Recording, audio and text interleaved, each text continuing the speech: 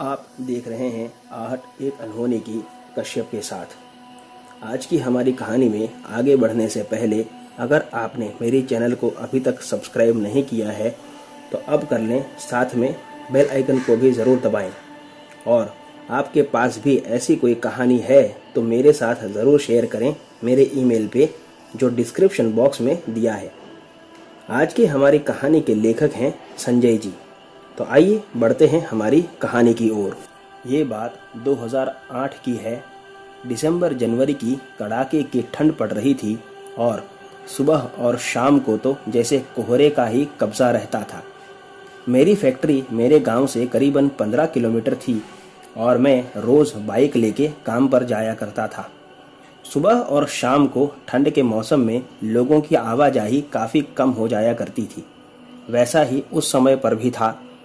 एक दिन की बात है, मैं शाम को फैक्ट्री से छूटकर घर आ रहा था और इस दिन मैं कुछ ज़्यादा ही लेट हो गया था।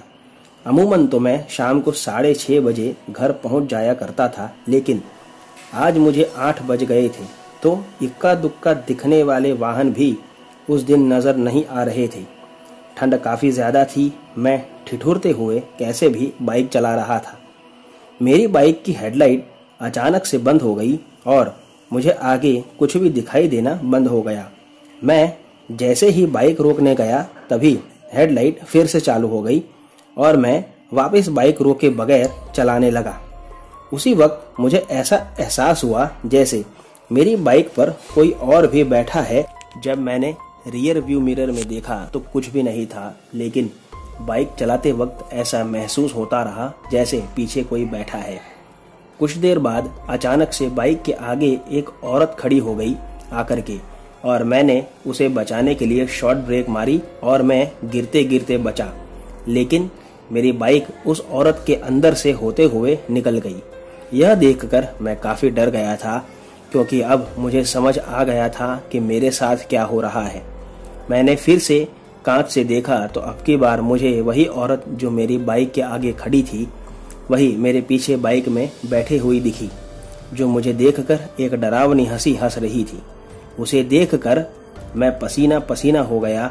उसने मुझसे पूछा कि क्यों, तुम्हें मेरा साथ पसंद नहीं आ रहा? मैंने डर के मारे कोई जवाब नहीं दिया। मैंने कुछ पूछा है तुमसे, उसने फिर से कहा, लेकिन मैं कोई जवाब देने की स्थिति में नहीं था। तभी अचानक से मेरी बाइक का पीछे का टायर हवा में उठ गया और मैं बाइक लेके सीधे मुंह रोड पर गिरा। मैंने गिरने के बाद भी आव देखा ना ताव और सीधा भागने लगा। तभी आगे से कुछ 4-5 लोग मुझे सामने से आते हुए नजर आए और मैंने चिल्लाकर उन्हें बुलाया और उनके आने पर सारी बात उन लोगों से बताई। तब वो लोग भी डर गए और कहा कि अब हम भी इस रोड पर आगे नहीं जाएंगे। वो लोग मेरे साथ मेरे गांव तक आए मुझे छोड़ने। मेरी हिम्मत तो दूसरे दिन सुबह भी उस रास्ते पर जाने की नहीं हुई और मेरी बाइक भी मेरा भाई लेके वापस आया। मैंने फैक्ट्री जाने का रास्ता उसी दिन से बदल दिया। कुछ दिनों बाद मुझे पता चला था कि उस रोड पर एक लड़की की एक्सीडेंट में मौत हो गई थी। तब से कभी कभार वो ऐसे ही लोगों को दिख जाती है। तो दोस्तों, आज की कहानी में बस इतना ही। अगर आपको कहानी पसंद आई हो तो वीडियो को लाइक और चैनल को सब्सक्राइब करना ना भूलें। तो मिलते हैं अगली कहानी में। तब तक stay home, stay safe. Thank you.